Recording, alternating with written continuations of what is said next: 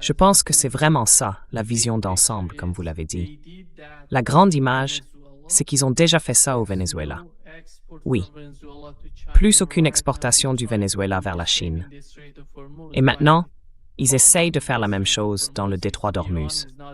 Mais le problème, dans le détroit d'Ormuz, c'est que l'Iran n'est pas le Venezuela. Et la Chine sait que les États-Unis se rapprochent. C'est ça le vrai problème auquel les États-Unis sont confrontés. Je ne vois pas, enfin, si on part du principe que Donald Trump a eu cette idée de blocus pour créer une sorte d'équilibre dans la machine de propagande occidentale. Vous voyez, ils ont ce commerce qui avance, et lui il dit « j'impose un blocus chez eux ». Alors on se retrouve dans une position plus ou moins équilibrée dans ces négociations. Donc, je n'ai pas vraiment de difficulté à ce niveau-là. J'ai aujourd'hui le levier nécessaire pour imposer un blocus. Parce qu'au fond, tout le monde sait comment ça fonctionne en Occident. Exactement. Il faut nourrir le public intérieur. Il faut le nourrir de la bonne manière. C'est pour ça, je pense, qu'il a eu cette idée de blocus. Oui, tout à fait.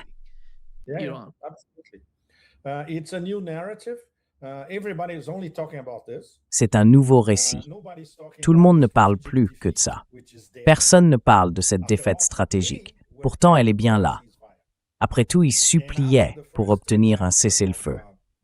Et après le premier chapitre, disons, la première négociation à l'intérieur du cessez-le-feu s'effondre, parce que c'est eux qui l'ont fait échouer, il lui fallait un autre récit. Et là arrive le blocus.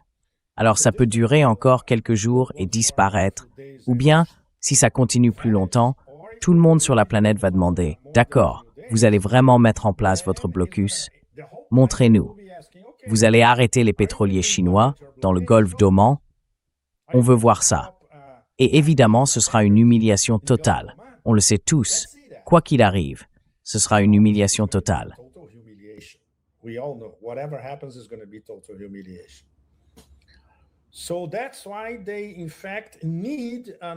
C'est pour ça qu'ils ont besoin, en fait, d'un nouveau cycle de négociation. Il n'y a aucun doute là-dessus. Alors, on aura peut-être une autre réunion quand se termine la trêve de 2 semaines, le 24, 25, 26 avril, quelque chose comme ça. Donc, on aura peut-être une autre rencontre. Il nous reste une semaine, oui, avant la fin de la trêve, parce qu'ils seront à nouveau désespérés. Ça n'avance pas. Et bien sûr, le pétrole reste et restera au-dessus de 100. Ça ne va pas affecter l'Iran, parce que l'Iran a, selon les estimations, entre 160 et 170 millions de barils de pétrole qui circulent dans la flotte fantôme. Ce qui veut dire que les clients, surtout en Asie, sont couverts.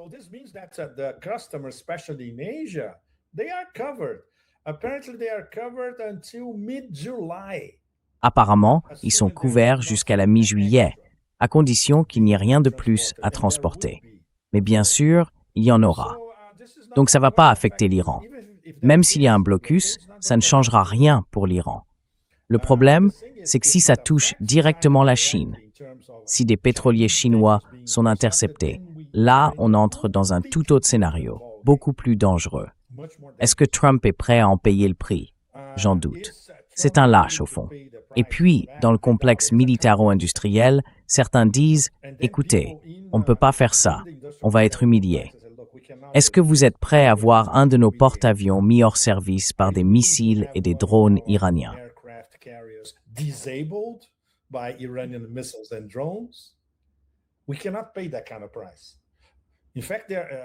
On ne peut pas payer un prix pareil. En réalité, leurs capacités stratégiques sont déjà affaiblies partout. Tout le monde le voit, en Amérique latine, en Afrique, en Australie, en Asie du Sud-Est, en Asie centrale. Tout le monde le sait déjà.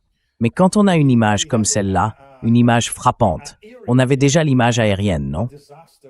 Le désastre avec le fameux pilote qui, soit dit en passant, reste introuvable. Personne ne sait où il est, ni même s'il existe vraiment. Là, ils vont avoir une image maritime. Et ça va être quelque chose. Et même sans le Bab el-Mandeb et la mer Rouge dans le cadre, les outils, pour l'instant, ils sont assis en première classe, tranquillement, en train de regarder. Exactement. Ils ne font rien pour le moment. Ils se contentent de regarder. Then ne rien à faire pour le moment. Hier, on a eu un appel téléphonique entre, vous savez, le ministre des Affaires étrangères d'Iran et celui d'Arabie Saoudite. Ils se sont parlé directement. Je pense que l'Iran a envoyé un message très... Oui, tu vois, Nima, l'Arabie Saoudite et l'Iran, eux, ils se parlent. Les Émirats, eux, vont à Pékin et en gros, ils disent aux Chinois, vous devez vous opposer à l'Iran. Donc ça te dit tout sur ce qui se passe vraiment dans le Golfe Persique. Ces types, ils n'apprennent rien, Pépé. Regarde ce qui s'est passé. Tu te souviens de la guerre en Ukraine? Olaf Scholz, le chancelier allemand, est allé en Chine. Tout le monde en Europe a essayé. On a eu Macron, ils ont tous tenté le coup. Cet Émirat arabe uni, c'est rien du tout. Ah. Ce n'est même pas comparable à l'Allemagne ou à la France. Ils essayent de manipuler la politique étrangère de la Chine vis-à-vis de l'Iran. Et franchement, ils ne comprennent pas l'équilibre des forces. Ils ne savent pas ce qui se passe. Et MBZ, c'est un vrai gangster, l'un des pires. C'est compliqué, par exemple. On ne peut pas dire ça à Moscou. Dans notre cas, quand on commence à aborder la question des Émirats arabes unis, tout le monde devient visiblement mal à l'aise, parce que les relations entre la Russie et les Émirats sont très étroites. Mais alors? C'est un vrai gangster. Et écoutez, je connais des gens en Europe qui ont des contacts avec la famille royale des Émirats, et ils disent qu'en réalité, il est pire qu'un gangster. Et la famille, c'est pareil. Ce fils stupide qui est parti à Pékin aujourd'hui, eh bien, il est encore pire que son père. Donc, évidemment, il ne voit rien. Et il se croit tout permis. Parce que, par exemple, ils ont des puits de pétrole sans limite à Abu Dhabi.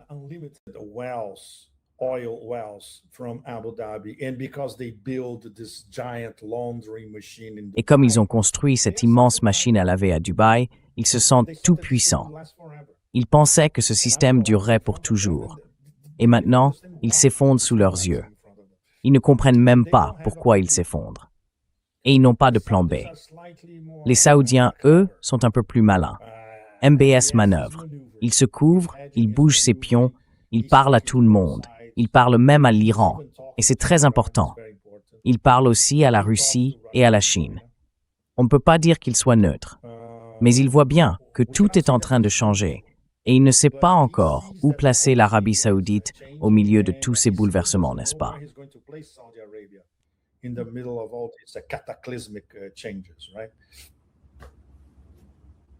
Pepe, the United States wants to achieve through negotiations what they couldn't achieve by waging war on Iran.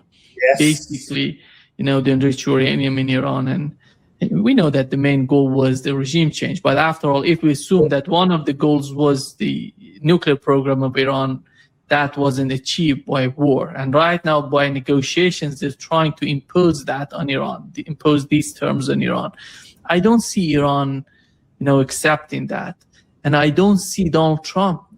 You remember, you mentioned Professor Morandi. I talked with him yesterday. During the negotiations, guess who was calling, Washington and other places to get some sort of suggestion or to get the directions from them? It was J.D. Vance calling Washington. Ce n'était pas les Iraniens qui appelaient Téhéran pour savoir quoi faire.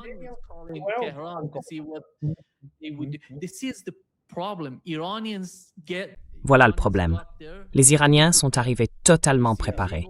Il y avait l'équipe juridique, l'équipe économique et toutes ces autres équipes, 5 comités au total, chacun chargé de négocier un aspect précis des discussions. Mais du côté des États-Unis, on ne voit pas du tout la même chose. Même J.D. Vance doit parler avec Benjamin Netanyahou. D'ailleurs, Netanyahou lui-même a dit hier que J.D. Vance, sur le chemin du retour, l'avait appelé pour tout lui raconter. Ils reçoivent des comptes rendus tous les jours, des briefings quotidiens de l'administration Trump sur les discussions en cours, les messages, je ne sais pas, les négociations, ou peu importe comment on les appelle. Et c'est bien ça le problème. Je ne vois pas comment ces négociations pourraient aboutir tant que Benjamin Netanyahu tient les rênes.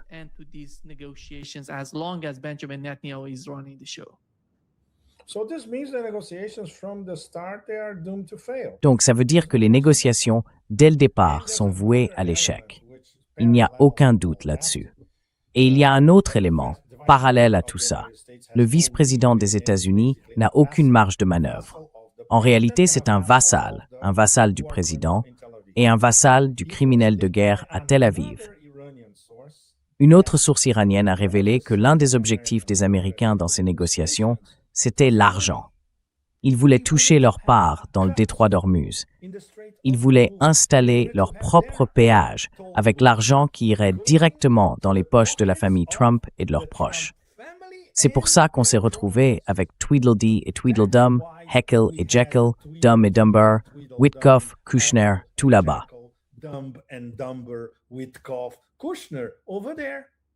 Le but, c'est de faire de l'argent. Et leur programme, c'est « Bon, faisons un marché. Essayons de tirer un peu d'argent de cette affaire, parce que c'est la seule chose qu'ils savent faire. » Ces imbéciles ne savent même pas où se trouve Ispahan d'ailleurs. Évidemment, ils n'ont aucune idée des détails techniques, rien du tout. Mais ils étaient là pour en gros se dire « Allez, on va se faire un peu de cash dans cette histoire. » C'est pathétique. C'est absolument pathétique. Ça en dit long sur le niveau d'impréparation de cette soi-disant équipe de négociation. Et quand on n'envoie même pas son secrétaire d'État à la réunion de politique étrangère la plus importante entre les États-Unis et l'Iran depuis 47 ans, c'est qu'on n'est pas sérieux. C'est une blague.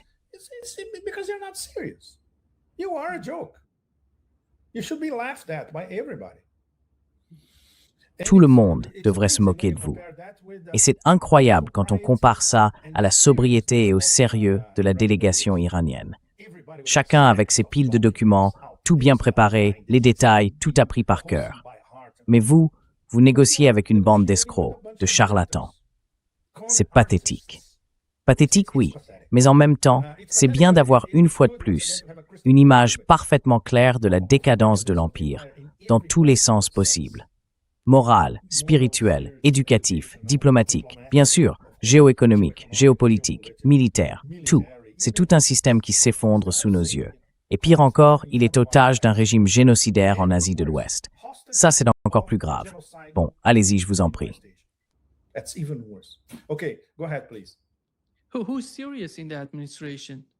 Qui est vraiment sérieux dans cette administration? Donald Trump lui-même, qui se prend pour Jésus. Pete Hegseth, qui pense qu'il dirige le monde, juste en se tenant là, tu vois. Regarde Marco Rubio. Depuis le premier jour, il est censé être le secrétaire d'État, mais il ne participe pas aux négociations avec l'Ukraine, ni avec les Iraniens. Il n'en fait pas partie. Par contre, tu vois Steve Witkoff avec Jared Kushner qui s'en occupe, et il n'en sort absolument rien.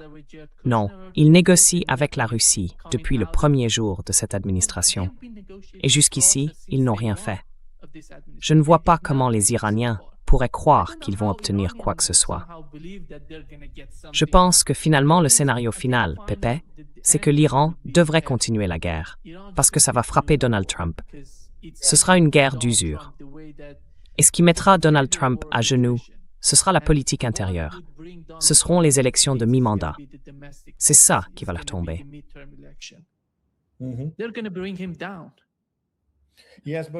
Oui, mais on ne peut pas se permettre une guerre qui dure encore quelques mois, Nimal Khorshid. Sinon, c'est toute l'économie mondiale qui s'effondre. Oui, c'est ça le problème.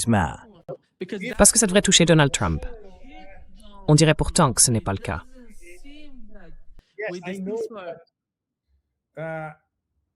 Oui, je sais. Ils sont désespérés. Les Américains, Trump et son entourage, ils sont désespérés de trouver. D'abord, il y a sa psychologie d'enfant. On a déjà des signaux qui viennent de lui.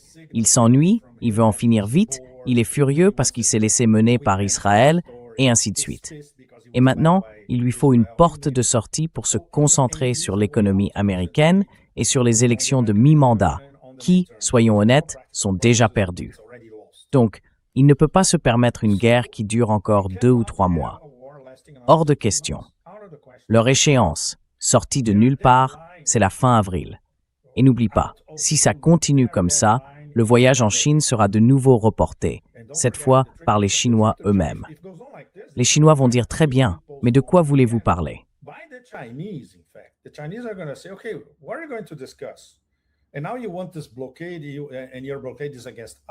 Et maintenant, vous voulez ce blocus. Et votre blocus, c'est contre nous? Et vous venez ici, à Pékin, pour nous en parler? Non, ça ne nous intéresse pas. Leur fenêtre pour parvenir à un accord, c'est, et on est le 14 aujourd'hui, donc au maximum 2 semaines à partir de maintenant. Et les Iraniens le savent, parce qu'ils sont prêts pour une guerre d'usure qui pourrait durer des mois. Les Américains, non. Ils ne peuvent pas se le permettre. Sans parler de l'économie mondiale. Et sans parler du fait que tout le monde sur la planète va tenir Trump et son équipe pour responsables de ce qui se passe. D'ailleurs, c'est déjà le cas. Après tout, c'était une guerre choisie. Et cette guerre de choix, c'est le reste du monde qui en paie le prix.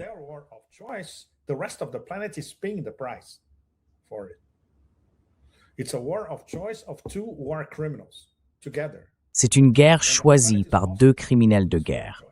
Et toute la planète est prise en otage par cette guerre de choix. Alors si ça continue encore 1 mois ou 2, waouh!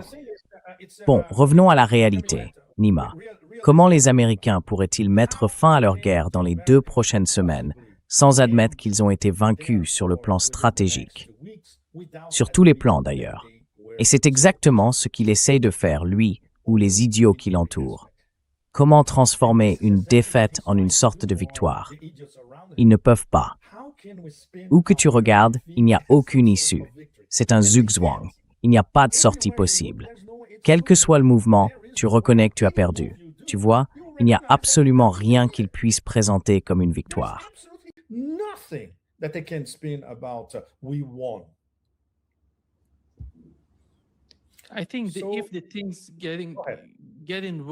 Je pense que si la situation s'aggrave, la façon dont Donald Trump perçoit sa survie, le fait qu'elle soit menacée ou d'une certaine manière manipulée par Netanyahou et son gouvernement, pourrait devenir un vrai problème. Il faut qu'il y ait une forme de rupture, qu'on démonte ce lien entre l'administration Trump et Benjamin Netanyahou. À mon avis, ce point de rupture viendrait de la politique intérieure aux États-Unis et de l'économie mondiale. L'économie mondiale pourrait exercer une pression sur Donald Trump et, combiné à ce qui se passe à l'intérieur du pays, finir par forcer Netanyahou à se retirer de l'influence qu'il exerce sur la politique américaine au Moyen-Orient.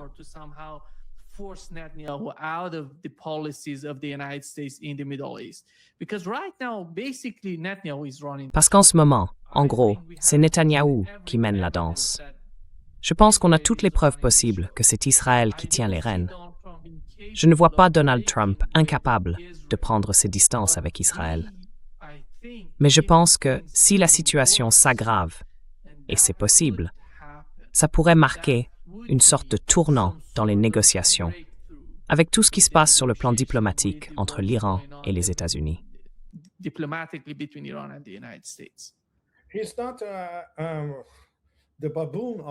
Ce n'est pas le babouin de barbarie, comme je l'appelle parfois. Il n'a pas assez de pouvoir pour ça. Le compromis est gigantesque. On sait tous qu'on ignore encore le ton et la profondeur de ce compromis, mais ça doit être quelque chose d'absolument dévastateur. Donc s'il essaye d'éliminer son complice, littéralement, ce compromis va lui retomber dessus. Et là, ça va faire du bruit. Et bien sûr, il est complètement manipulé. Manipulé par Paula White, ce qui est déjà incroyable. Et maintenant, il a un complexe messianique. Il pense vraiment qu'il est Jésus, Dieu ou la Sainte Trinité. Peu importe, le Saint-Esprit, tout à la fois. Et évidemment, il est imperméable à tout vrai dialogue avec de vraies personnes, des gens bien informés. Laissez tomber. Il est entouré de flatteurs, de vassaux et d'escrocs.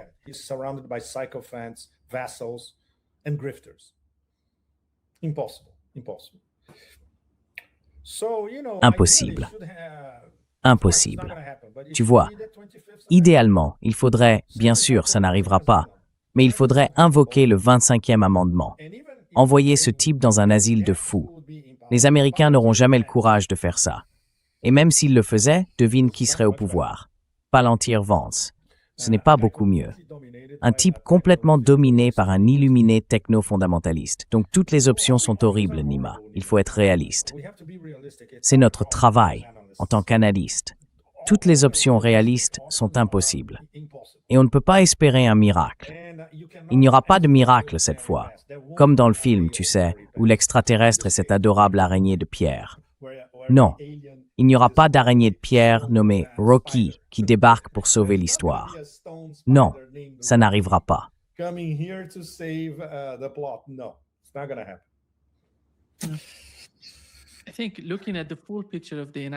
Je pense que si on regarde la situation globale des États-Unis aujourd'hui, comme résultat, les conséquences de la guerre au Moyen-Orient sont incroyables pour les États-Unis en tant qu'empire.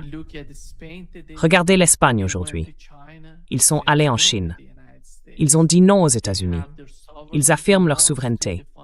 Ils veulent définir l'avenir ensemble avec la Chine. Je parle bien de l'Espagne. Et regardez ce qui se passe avec le Canada. Le Canada disait que 70% de son budget de défense partait chaque année vers les États-Unis. Eh bien, ce ne sera plus le cas. Donald Trump est en train d'accomplir quelque chose que personne n'aurait pu faire avant lui, en termes de défaite ou même de démantèlement de l'Empire américain. Ce n'est pas seulement sur le plan physique, avec les bases américaines au Moyen-Orient, mais aussi sur le plan psychologique, économique. Ce qu'il fait aux États-Unis est tout simplement stupéfiant.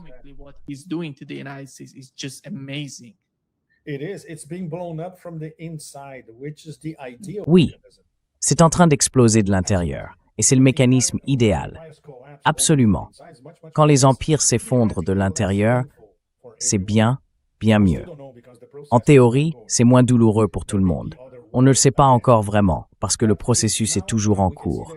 Il peut encore y avoir d'autres guerres à venir. Mais maintenant, on voit bien que c'est irréversible. Et il a accéléré l'implosion. En 1 an et 4 mois, il a vraiment accéléré l'implosion, à tous les niveaux. Et il se dispute littéralement avec tout le monde, même avec le pape. Pourquoi aller chercher la bagarre avec un pape américain? C'est au-delà de l'enfantillage. Donc cette interprétation d'une démence sénile mêlée à une tendance apocalyptique, et en gros, le fait qu'il soit manipulé par cette Paula White complètement dérangée, ça tient vraiment la route.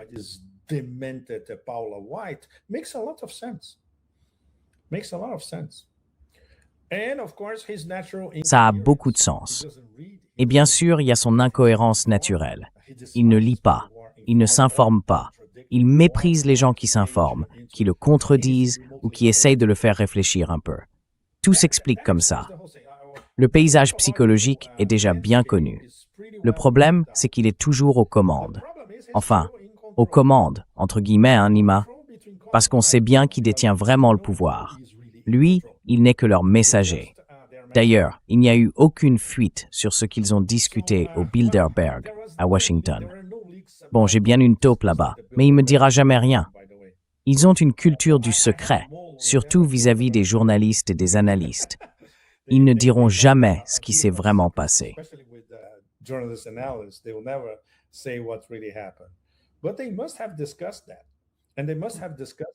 Mais ils ont forcément parlé de ça.